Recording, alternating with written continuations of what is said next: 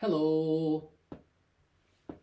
In this video, we are going to be looking at some practice problems involving proofs. And these problems we're going to be looking at come from Daniel Velleman's book, How to Prove It. And it's just going to be some basic results about the real numbers. So here's our first problem. Let A and B be real numbers. Prove if A is less than B and B is less than 0, then A squared is greater than B squared. Now, at a first look, we're trying to prove a conditional statement. If this is true, then this is true. Now, this makes sense because, for example, if the numbers we're working with are, say, -5 and -3, well, -5 is less than -3, which is less than 0, and -5 squared is greater than -3 squared, because that's 25 is greater than 9. So, yeah, it makes sense. So, let's try to do some scratch work to see how we could prove this. Now, we're trying to prove a conditional statement. And to do that, what we want to try doing first is, can we show, under the assumption that this is true, can we show that this is true? So let's see, what happens when we assume A is less than B is less than 0? Can we demonstrate that A squared is greater than B squared? Now, let's sort of unravel what we have here. These inequalities are telling us that we have A less than 0, B less than 0, and A less than B. Right? We get 3 pieces of information from it. So then, how can we take what we have here and obtain A squared is greater than B squared? Well, if we could multiply A on both sides of this inequality, the left-hand side would become A squared. If we multiplied B on both sides of the inequality, the right-hand side would become B squared. So let's see, what happens if we do those two things? Well, since A is less than 0, A is negative, and if we multiply a negative number on both sides of an inequality, we know that flips the sign of the inequality. So, essentially, if we have A less than B, and we have A less than 0, multiplying A on both sides flips the sign of the inequality. But when we multiply A on both sides, we're going to get A squared is greater than AB. Okay, so then what happens if we multiply B on both sides of this inequality? Well, if we multiply B on both sides, again, it's going to flip the sign of the inequality. We're going to get AB is greater than B squared. But then, as we can see here, we have A squared is greater than AB, and AB is greater than B squared. So then, putting together what we have here, we have A squared greater than AB, which is greater than B squared. So this implies, since the greater than relation is transitive, we have A squared greater than B squared. And so we have arrived at exactly what we wanted to arrive at, right? Our scratch work shows we could do that. So now, let's get into writing up the proof. So, in our scratch work, we showed that we could do a direct proof proving this. That is, under the assumption that this is true, we can show that this is true. So, for the first step of our proof, we are going to assume that this is true. And from here, we are going to logically deduce that we can arrive at the fact that A squared is greater than B squared, right? And our scratch work showed that we could do that. So let's first emphasize that these inequalities tell us we have A less than 0, B less than 0, and A less than B. Now in our scratch work, we are able to arrive at these two inequalities. For the first inequality, we notice that A is a negative number. So if we multiply it on both sides of the inequality A less than B, the sign of the inequality flipped, and we were left with A squared is greater than AB.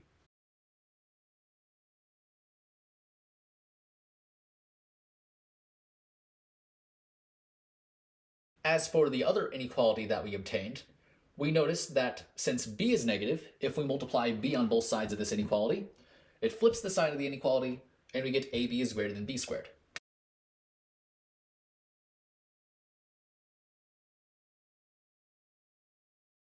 And the next thing that we noticed is because the greater than relation is transitive, these two inequalities give us a squared is greater than b squared.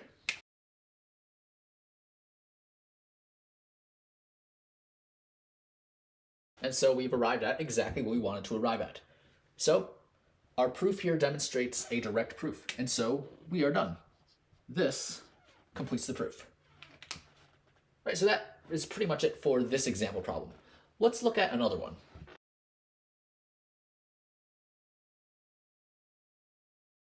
Let a and b be non-zero real numbers.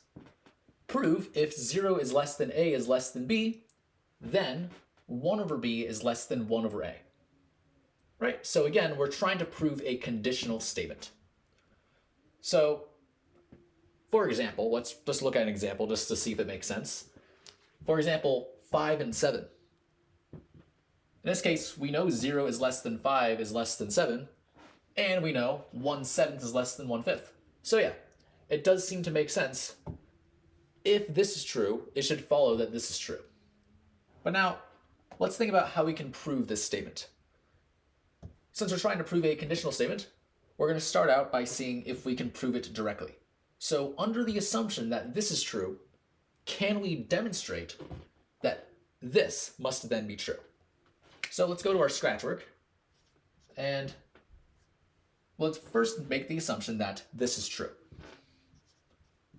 From here, can we logically deduce that 1 over b is less than 1 over a? Well, let's unravel what we have here. Notice we have a total of 3 inequalities here that we can see. We have a greater than 0, b greater than 0, and a less than b. Can we manipulate what we have here so we can obtain 1 over b is less than 1 over a? Well, we need to essentially divide a or b somehow, it seems. Well, we could take this inequality. Maybe we divide a on both sides. Maybe we divide b on both sides. Well, let's see. Since a is greater than 0, if we divide a on both sides of this inequality, the sign of the inequality will remain the same. So let's see. A greater than 0 and a less than b. So if we divide a on both sides of this inequality, we're going to get 1 is less than b over a. Okay, well, let's try and divide b on both sides of this inequality, because we could do that as well. So if we divide b on both sides of this inequality, the sign of the inequality remains the same because it's positive. We're going to get a over b is less than 1. Okay. So then what do we do from here? Well, it seems like we could apply the transitive property for the less than relation. Since a over b is less than 1 and 1 is less than b over a, this should imply a over b is less than b over a. Can we obtain 1 over b less than 1 over a from this?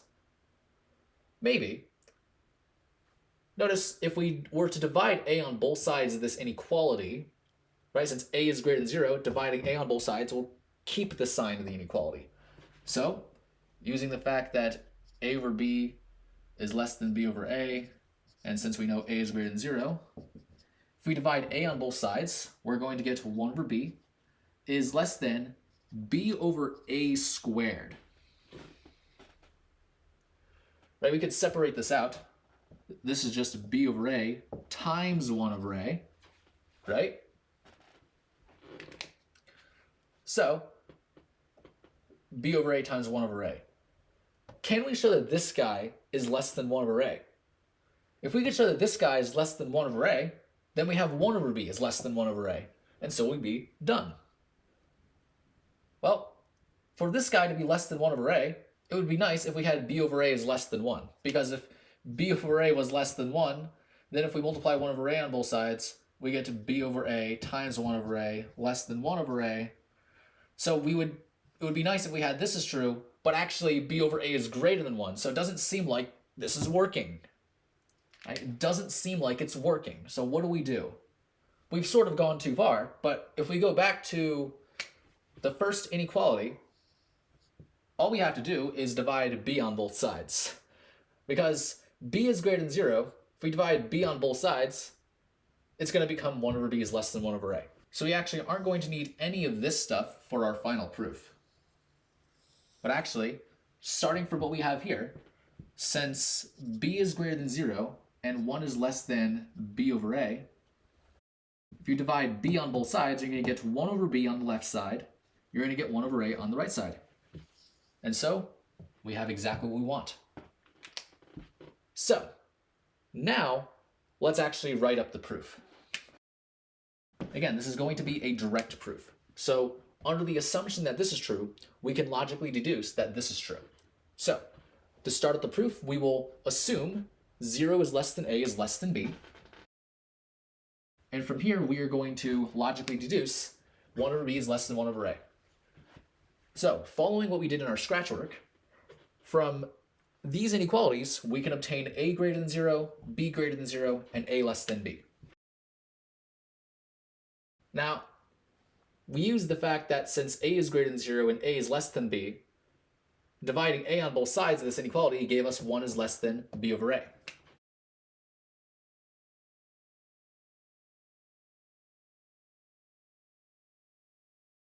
But now, going down to what we did right here, if we divide the positive number b on both sides of this inequality, that gave us 1 over b is less than 1 over a.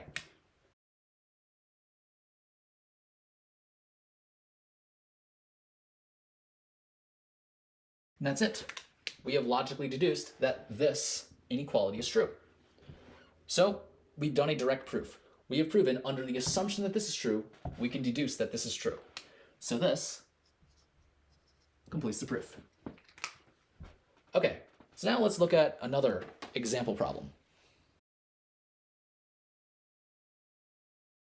Let a be a real number. Prove if a cubed is greater than a, then a to the power of 5 is greater than a. So again, we're trying to prove a conditional statement. We're going to first try to prove it directly. Under the assumption that a cubed is greater than a, can we logically deduce that a to the power of 5 is greater than a? Right, so let's do some scratch work. Right, let's assume a cubed is greater than a. And let's try to logically deduce a to the power of 5 is greater than a. So how do you think we could bring a to the power of 5 into our work? Well, if we could multiply a squared on both sides of this inequality, the left-hand side would become a to the power of 5. Now, if you recall, any real number squared, or the square of any real number is greater than or equal to 0. Right? That just comes from the fact that, let's see, because every real number satisfies one of these. And so if x is equal to 0, then x squared is equal to 0 squared, which is 0. Here, x squared, that's just x times x, right? A positive number times a positive number is positive. And if x is less than 0, well then x squared is x times x, but we're doing a negative number times a negative number, which we know is positive. Right? So no matter what x is, x squared is either going to be greater than 0 or equal to 0. So overall, we can conclude x squared is greater than or equal to 0. Given any real number x, x squared is greater than or equal to 0. So let's keep that in mind. We know that this is true. So in that case, a squared is greater than or equal to 0. Right? This is true for every real number, must be true for the real number a. So a squared is greater than or equal to 0. So because a squared is greater than or equal to 0, if we multiply a squared on both sides of this inequality, it could do two different things. Right? If a squared is equal to 0, if we multiply a squared on both sides of this inequality, both sides become 0. So the greater than sign turns into an equal sign because they're both equal to 0. On the other hand, if a squared is greater than 0, if we multiply a squared on both sides of this inequality, the sign of the inequality remains the same because we're multiplying a positive number on both sides. So what we're going to do is we're going to split this up into two cases because we see two different things happening depending on whether a squared is greater than 0 or if it's equal to 0. So case 1 and case 2. A squared is equal to 0 and a squared is greater than 0. What we're going to do is we can demonstrate in either case we must have a to the power of 5 is greater than a. First of all, if a squared is equal to 0, then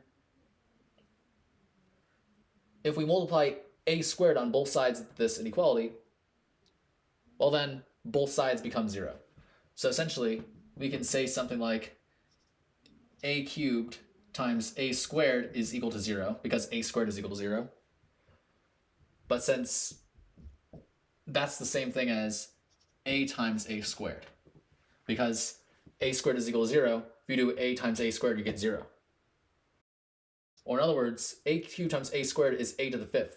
A times a squared is a cubed. So we have a to the 5th equal to a cubed. So since a cubed is greater than a, we could substitute a cubed for a to the 5th. So we get a to the 5th is greater than a. And so we're done. We have shown a to the 5th is greater than a. That covers case 1. Now let's consider case 2. Now if a squared is greater than 0, if we multiply a squared on both sides of this inequality, sign of the inequality remains the same. So we will get a cubed times a squared is greater than a times a squared. Or in other words, that's a to the 5th is greater than a cubed. But we know since a to the 5th is greater than a cubed and a cubed is greater than a, transitivity tells us that a to the 5th must be greater than a. And so we have deduced that this is true once again. So we see in either case, we will have a to the 5th greater than a.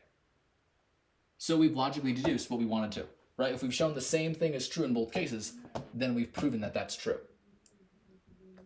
So we're ready to write up the proof now. Right, so this problem is slightly different from the previous two. We'll assume a cubed is greater than a. And from here, we're going to logically deduce a to the 5th is greater than a. So we use the fact that the square of any real number is greater than or equal to 0.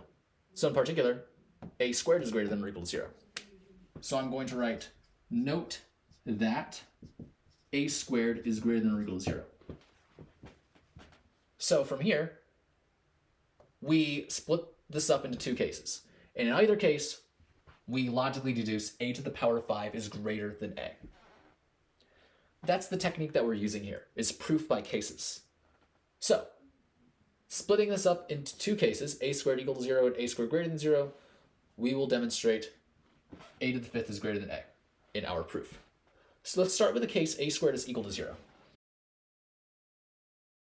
Well then, we're actually just going to write this as a long chain of equality and inequalities. So a to the 5th is a cubed times a squared, right? And that's pretty much what we saw here, right? A to the 5th is a cubed times a squared, which is equal to 0 because we're working with a squared equal to 0, right? That's what we did in our scratch work. We know it's equal to 0 because a squared is equal to 0, right? Similarly, we know that this is the same thing as a times a squared, right? Because when you do a times 0, you get 0, right? But a times a squared is precisely a cubed, and a cubed, by assumption, is greater than a. So this chain of equalities and inequality shows a to the power of 5 is greater than a. So I'm just going to emphasize that. So a to the power of 5 is greater than a. So that's it. We have logically deduced a to the power of 5 is greater than a in the case where a squared is equal to 0. We still have one other case we're going to consider, which is a squared is greater than 0. Now, in the case where a squared is greater than 0, the thing we observed in our scratch work is that if we multiply a squared on both sides of this inequality, the sign of the inequality remains the same. So, we observed a cubed times a squared is greater than a times a squared. Right? When you multiply a squared on both sides of the inequality, the sign remained the same. Right? A cubed times a squared is just a to the 5th. a times a squared is just a cubed. And a cubed, by assumption, is greater than a. So what we've shown here, through this chain of equalities and inequalities, right, we have the transitive property of greater than, a to the fifth, greater than a. This overall shows a to the fifth is greater than a. So I'm going to really emphasize that. So a to the power of 5 is greater than a. And we're done.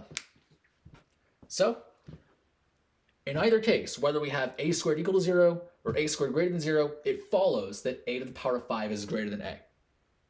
So we can conclude that a to the power of 5 is greater than a. That must be true. And so I'll exit out of the cases and I'll write down, therefore, a to the power of 5 is greater than a. So this completes the proof. Under the assumption a cubed is greater than a, we have logically deduced a to the power of 5 must be greater than a. So this completes the proof. Right, so now let's look at another example problem.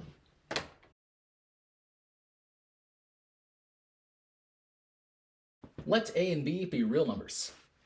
Prove if a is less than b, then a is less than a plus b over 2, which is less than b. Right? You might recognize a plus b over 2 as the average of a and b, which makes sense that it should lie between a and b. Right? You could test this out for values a and b, where a is less than b. It'll follow that their average lies between a and b. Right? For example, let's just say 4 and 5. 4 is less than 5. 4 is less than 9 halves, which is less than 5. Right? Just as an example. So again, we're going to try to prove this directly. Right? Can we prove, under the assumption that a is less than b, can we logically deduce a is less than a plus b over 2, which is less than b? So let's see. Let's make the assumption a is less than b. Can we logically deduce that this is true? Now, to show that this is true, we're really just trying to prove two inequalities. We want to show that a is less than a plus b over 2 and a plus b over 2 is less than b. That's really what this notation means. So, how do we do that? Well, notice this says a plus b. Maybe we want to add a or b to both sides of this inequality, because that will give us a plus b. Right? We want to somehow bring a plus b into our work. Well, let's say we add b to both sides. So if we add b to both sides, we get a plus b is less than 2b. If we were to add a to both sides, that would give us 2a is less than a plus b. Well then, it seems that all we have to do to obtain a plus b over 2 is take the first inequality, divide 2 on both sides, take the second inequality, divide 2 on both sides. Because if we did that, the first inequality becomes a plus b over 2 is less than b. The second inequality becomes a is less than a plus b over 2. So what we've done here is we've demonstrated that both of these inequalities are true. And therefore, this entire thing is true, right? So this is overall telling us a is less than a plus b over 2. And we have a plus b over 2 is less than b. So we have arrived at exactly what we wanted to arrive at. So that's it. Now let's write up the proof. Again, we're proving this directly. So we'll make the assumption that a is less than b. From here, we are going to logically deduce a is less than a plus b over 2, which is less than b. Right? The thing we noticed in our scratch work was that we add a to both sides and also add b to both sides. So if we add a to both sides, we got 2a is less than a plus b.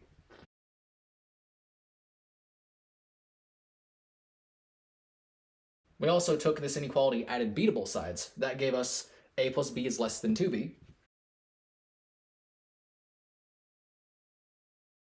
Right? And then the next thing that we did was we divided 2 on both sides of these inequalities.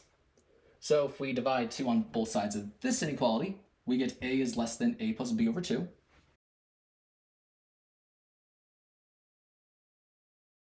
hand, dividing 2 on both sides of this inequality, we got a plus b over 2 is less than b.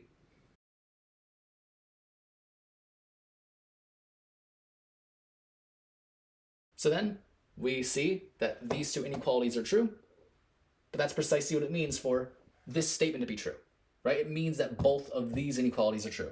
So because a is less than a plus b over 2, and a plus b over 2 is less than b, that is what it means to say a is less than a plus b over 2, which is less than b.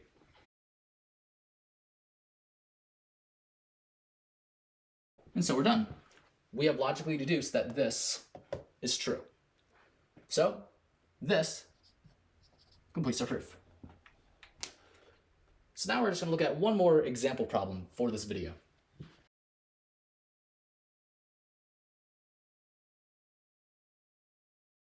Let a, b, c, and d be real numbers such that 0 is less than a is less than b, and d is greater than 0. Prove if ac is greater than or equal to bd, then c is greater than d. So we're working with a list of 4 real numbers and certain assumptions we're making about them. We want to prove this conditional statement. So let's first try to prove it directly, once again. Right? Under the assumption that AC is greater than or equal to BD, can we logically deduce that C is greater than D? So for our scratch work, we will make the assumption AC is greater than or equal to BD. So can we logically deduce that C is greater than D? Well, notice, let's also write down the things that we have here, because those are going to be important as well. How can we manipulate what we have here so that we obtain C is greater than D? Well, notice our first given contains both C and D in it. So maybe we can modify it so that it becomes C is greater than D in some way. So let's see. Well, if we divide A to the other side of this inequality, well then C becomes alone.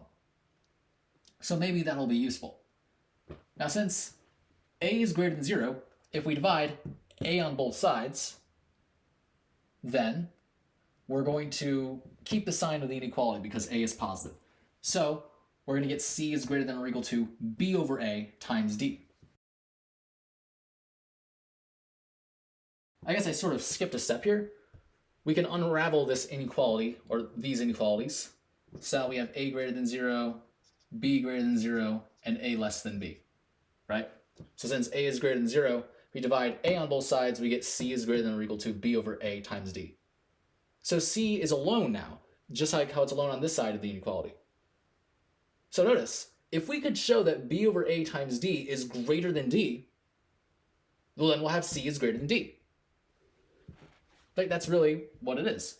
But notice, we could actually show that because since A is less than B, if we divide A to the other side of that inequality, we'll get B over A.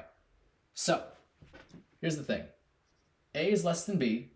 We're going to divide A on both sides, right? Since A is greater than 0, if we divide A on both sides, sign of the inequality remains the same.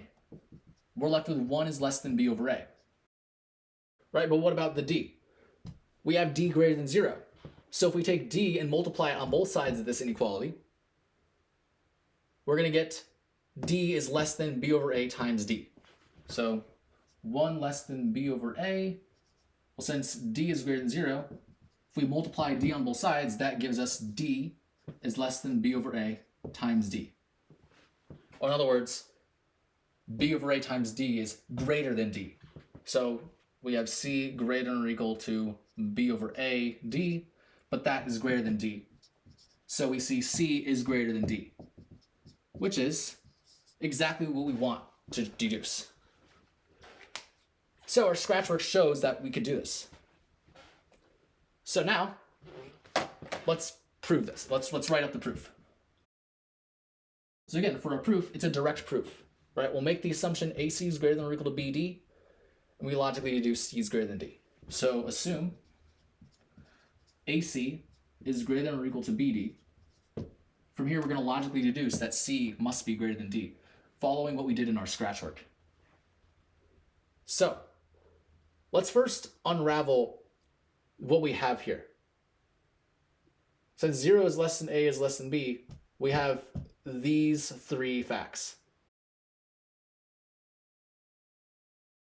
And the first thing that we did here was we divided A to the other side of this inequality, right? Since A is greater than 0, if we divide A on both sides, we get C is greater than or equal to B over A times D.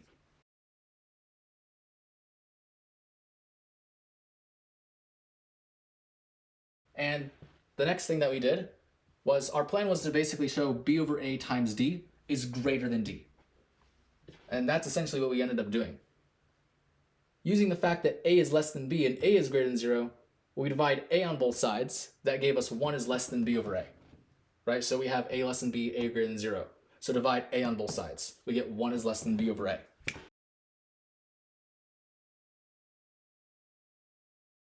Well then, using the fact that D is greater than 0, if we multiply D on both sides of this inequality, we got D is less than B over A times D.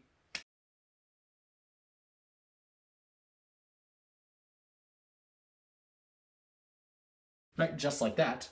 But then we combined these inequalities together to give us C is greater than D. So in our proof right now, we have C greater than or equal to B over AD, and B over AD is greater than D.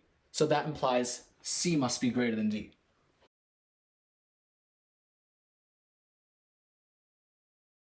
And so that's it. We have logically deduced what we wanted to deduce. So this completes the proof. So yeah, that's pretty much it for this video.